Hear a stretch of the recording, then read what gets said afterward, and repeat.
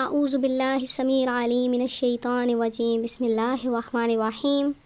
اللہ کے نام سے شروع کرتی ہوں جو بہت ہی مہربان اور نہایت ہی رحم کرنے والا ہے۔ تمام ویورز کو السلام علیکم ورحمۃ اللہ وبرکاتہ۔ ہر نماز کے بعد 20 بار ایک ایسا وظیفہ پڑھنے کے لیے لائی ہوں کہ جس کو پڑھتے ہی آپ جیسا چاہو گے ویسا ہی ہوگا، اور نہ کرنے والے شخص آپ کی ہر بات مانیں گے اور آپ جیسا چاہو گے ویسا ہی ہوگا۔ آپ چاہتے ہیں کہ کوئی خاندان میں یا کوئی آپ کے رشتہ داروں میں، دوست احباب میں، یا کوئی بھی ایسا شخص ہے جو کہ آپ کی بات نہیں مانتا ہے، آپ کی کوئی بھی بات مان کر وہ راضی نہیں ہو رہا ہے، تو آپ یہ عمل کر لیں، انشاءاللہ تعالی وہ آپ کی ہر بات مانے گا، آپ کی ہر حاجت بر آ جائے گی۔ اس وظیفے سے بس ہر نماز کے بعد ایک آیت ہے 3 لفظوں کی، وہ آپ نے پڑھ لینی ہے، اور انشاءاللہ اس کی برکت آپ خود اپنی آنکھوں سے دیکھیں گے۔ اس کی برکت ایسی ہوگی کہ اس سے وہ شخص جو آپ کی بات نہیں مانتا وہ آپ کی ہر بات مانے گا۔ اللہ تبارک و تعالیٰ کے کلامات میں بہت برکت ہوتی ہے، اور یہ برکات ایسی ہوتی ہیں جو انسان کی ہر خواہشات پوری کروا دیتی ہیں، انسان کی مرادیں براتی ہیں اور انسان کی خواہشیں پوری ہو جاتی ہیں۔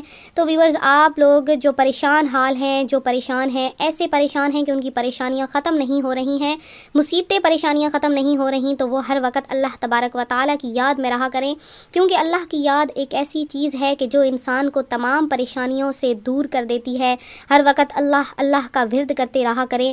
تو حضرت عروہ بن زبیر رضی اللہ تعالیٰ عنہ اپنے والد سے روایت کرتے ہیں کہ ایک دن ام المومنین حضرت خدیجہ رضی اللہ تعالیٰ عنہ کے چچا زاد بھائی ورقہ بن نوفل کا گزر حضرت بلال رضی اللہ تعالیٰ عنہ کے پاس سے ہوا، جبکہ انہیں اسلام لانے کی وجہ سے مارا جا رہا تھا، اور ایسی حالت میں بھی آپ رضی اللہ تعالیٰ عنہ احد احد یعنی اللہ اللہ ایک ہے، اللہ ایک ہے کی صدا لگا رہے تھے۔ ورقہ بن نوفل نے دیکھا تو کہا، بلال اللہ ہی کا نام لیے جاؤ گے؟ پھر امیہ بن خلف جو حضرت بلال رضی اللہ تعالیٰ عنہ کو مار رہا تھا، اس کی طرف متوجہ ہو کر کہا، اللہ کی قسم اگر تم انہیں اس بات پر شہید کر دو گے تو میں رحمت و برکت پانے کے لیے ان کا مزار بناؤں گا۔ ایک دن امیر المومنین حضرت ابوبکر صدیق رضی اللہ تعالیٰ عنہ کا گزر حضرت بلال رضی اللہ تعالیٰ عنہ کے پاس سے ہوا، اور وہ لوگ حضرت بلال رضی اللہ تعالیٰ عنہ کے ساتھ یہی برتاؤ کر رہے تھے، تو حضرت ابوبکر صدیق رضی اللہ تعالیٰ عنہ نے امیہ بن خلف سے فرمایا، اس بیچارے کے معاملے میں تو اللہ سے نہیں ڈرتا؟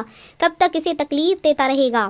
امیہ نے کہا، آپ نے اسے بگاڑا ہے، آپ اسے اس تکلیف سے بچا لیں جو آپ دیکھ رہے ہیں۔ تو امیر المومنین حضرت ابوبکر صدیق رضی اللہ تعالیٰ عنہ نے فرمایا، میرے پاس بلال سے زیادہ تندرست و توانا غلام ہے، بلال مجھے دے کر وہ تم لے لو۔ کہنے لگا، منظور ہے۔ تو حضرت ابوبکر صدیق رضی اللہ تعالیٰ عنہ نے امیہ کو اپنا غلام دے دیا، اور حضرت بلال حبشی رضی اللہ تعالیٰ عنہ کو لے لیا اور انہیں آزاد کر دیا۔ تو حضرت بلال حبشی رضی اللہ تعالیٰ عنہ کو راہ خدا میں کتنی آزمائشیں آئیں، لیکن پھر بھی باطل کے آگے اپنا سر نہیں جھکایا۔ گویا ان اللہ والوں کا یہ شیوا تھا کہ سر کٹتا ہے تو کٹ جائے، جان جاتی ہے تو چلی جائے، مگر دین اسلام کو چھوڑ کر باطل کے آگے سر نہ جھکنے پائے۔ ان کا یہ عمل ہمیں یہ سبق دیتا ہے کہ راہ حق میں اپنا سب کچھ بھی لوٹانا پڑے تو لوٹا دیا جائے، لیکن حق کا ساتھ نہ چھوڑا جائے اور ڈٹ کر باطل کا مقابلہ کیا جائے۔ بارگاہ الہی سے انعامات و اکرامات کی بارش برستی ہے۔ حضرت بلال حبشی آخری دم تک اخلاص اور استقامت کے ساتھ دین اسلام پر ثابت قدم رہے، راہ خدا بندی میں جان کی بازی لگا دی، مگر پائے استقلال میں ذرا برابر بھی لغزش نہ آئی۔ دین اسلام کی قبول کرنے کی پاداش میں مظلومانہ زندگی بسر کرنے کے باوجود بھی کبھی زبان پر شکوہ نہیں آیا، اور ایک طرف ہم محبت رسول کا دم بھرنے والے معمولی سی خراش پر واویلا اور شور مچاتے ہیں، ذرا سی تکلیف پہنچنے پر بے صبری کا مظاہرہ کرتے ہیں۔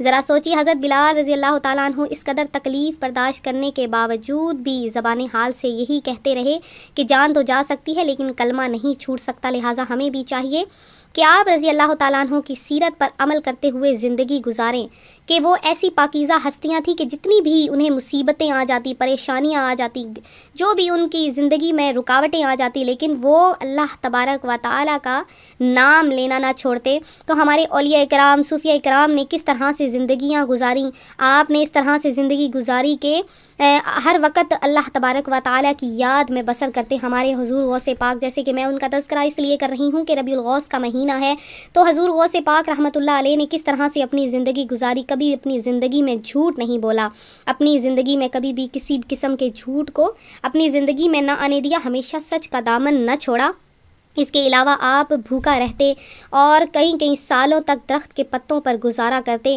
اور ہمیشہ لوگوں کو بھی اس بات کی تلقین کرتے کہ صبر کرو، صبر کرنے کا جو پھل ہوتا ہے وہ ہمیشہ میٹھا ملتا ہے۔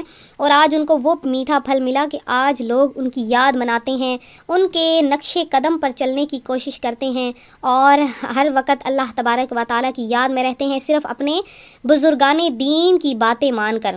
تو ہمیشہ اللہ تبارک و تعالیٰ سے دعا کرتے رہتے، کیونکہ دعا ایسی چیز ہے کہ جو انسان کی مصیبتیں پریشانیاں ختم کر دیتی ہے۔ تو ہمیں چاہیے کہ اپنی دعا میں اپنے تمام مسلمانوں بالخصوص والدین اور اپنے اساتذہ کو ضرور یاد رکھیں کہ یاد رکھیے دعا دنیا و آخرت کی ڈھیروں بھلائیاں حاصل کرنے کا ذریعہ ہے۔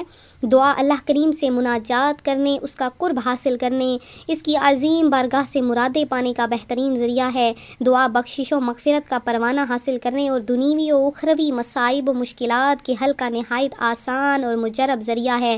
دعا ایک بہترین عبادت ہے اور پیارے آقا صلی اللہ علیہ وآلہ وسلم کی سنت مبارکہ ہے۔ دعا گناہ گاروں کے حق میں اللہ کریم کی طرف سے ایک بہت بڑی نعمت اور سعادت ہے۔ جب ہم عبادت کرتے ہیں اس کے بعد دعا نہیں مانگتے ہیں تو اس دعا کا ہماری اس عبادت کا کوئی فائدہ نہیں ہوتا، کیونکہ دعا عبادت کا مغز ہوتی ہے، اور اگر دعا نہ مانگی جائے تو ہمیں وہ عبادت کا وہ لطف، وہ سرور کبھی بھی حاصل نہیں ہو سکتا۔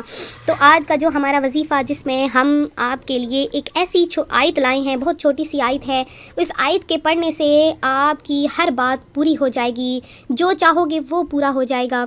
اس کے علاوہ آپ جس سے جیسا چاہو گے ویسا ہو جائے گا۔ تو آپ اپنی یہ حاجت پوری کروانے کے لیے کیا کریں گے، میں آپ کو 2 وظیفے مختلف بتا دیتی ہوں جو آپ کو آسان لگے، آپ آسانی سے کر لیں۔ آپ نے کیا کرنا ہے کہ ہر نماز کے بعد، اگر آپ ہر نماز کے بعد نہیں کر سکتے، آپ کسی بھی ایک نماز کے بعد یہ عمل کر لیں کہ نماز پڑھ لینی ہے۔ آپ نے نماز پڑھنے کے بعد کوشش کریں کہ فجر کی نماز کے بعد آسان سا عمل ہے، آپ یہ کر لیں۔ تو آپ نے نماز جب ادا کر لینی ہے تو اس کے بعد آپ نے وہیں جائے نماز کے اوپر بیٹھ کر اول آخر آپ نے 11 مرتبہ درود پاک پڑھ لینا ہے۔ درود پاک آپ کوئی سا بھی پڑھ سکتے ہیں، نماز والا پڑھ لیں یا کوئی بھی چھوٹا سا درود پاک جو آسانی سے آپ پڑھ سکیں وہ آپ پڑھ لیں۔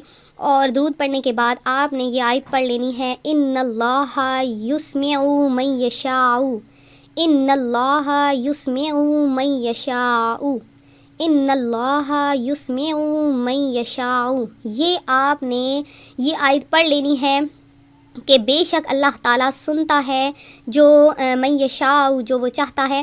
تو آپ نے یہ آیت پڑھ لینی ہے اور اس آیت کو پڑھنے کے بعد آپ نے 11 مرتبہ درود پاک پڑھ لینا ہے اور پھر اللہ تبارک و تعالیٰ کی بارگاہ میں گڑ گڑا کر دعا مانگ لینی ہے کہ میں یہ جیسا چاہتا ہوں وہ پورا ہو جائے۔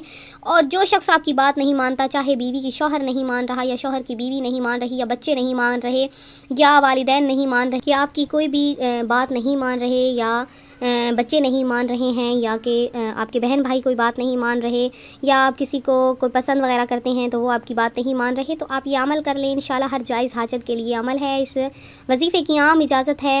اور اس کے علاوہ ایک اور بھی وظیفہ ہے، وہ بھی آپ کو بتا دیتی ہوں۔ آپ یہ عمل کرنا چاہتے ہو کہ ہر کوئی آپ کی بات مانے، آپ منہ سے جو نکالے وہ پورا ہو جائے، تو آپ نے سورہ رحمان کی آیت فَبِأَيِّ آلَاءِ رَبِّكُمَا تُكَذِّبَانِ، اس کو آپ نے ہر نماز کے بعد 15 مرتبہ پڑھ لینا ہے۔ فَبِأَيِّ آلَاءِ رَبِّكُمَا تُكَذِّبَانِ، یہ آپ نے 15 مرتبہ اس کو پڑھنا ہے اور چلتے پھرتے بھی آپ نے پڑھتے رہنا ہے۔ 3 دن آپ نے یہ عمل کرنا ہے۔